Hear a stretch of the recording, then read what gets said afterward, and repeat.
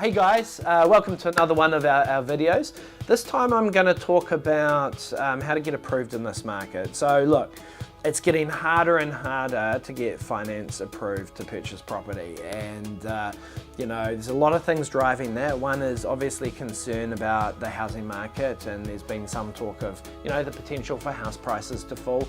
Other aspects are the Reserve Bank really wanting to restrict the amount people can borrow, concerned about increasing house prices.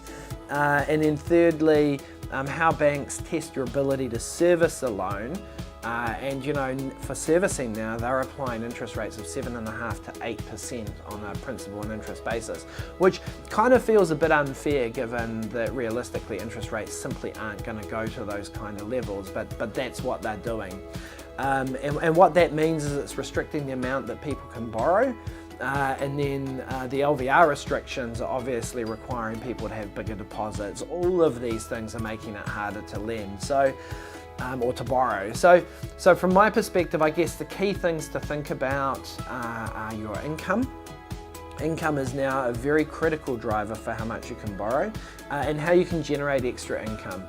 Whether that's through pressing the boss for a pay rise, having boarders, or reducing your expenses, your other commitments. Look, it's particularly bad if you've got consumer finance debt, getting rid of your student loans because they actually have quite a big impact on your after-tax income. All of those things are useful things to do to improve servicing. On the deposit front, we can get away with as little as 10% deposit. And obviously if you're buying a new property, it's a lot easier because those are LVR exempt.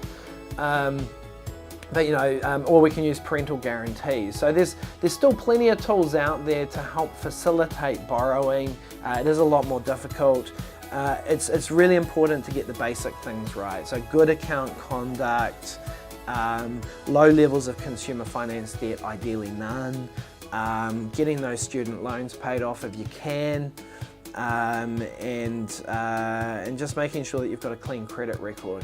And if you can do all of those things, then we're in with a good chance. So that's how to borrow in this market. Talk to you next time. Cheers.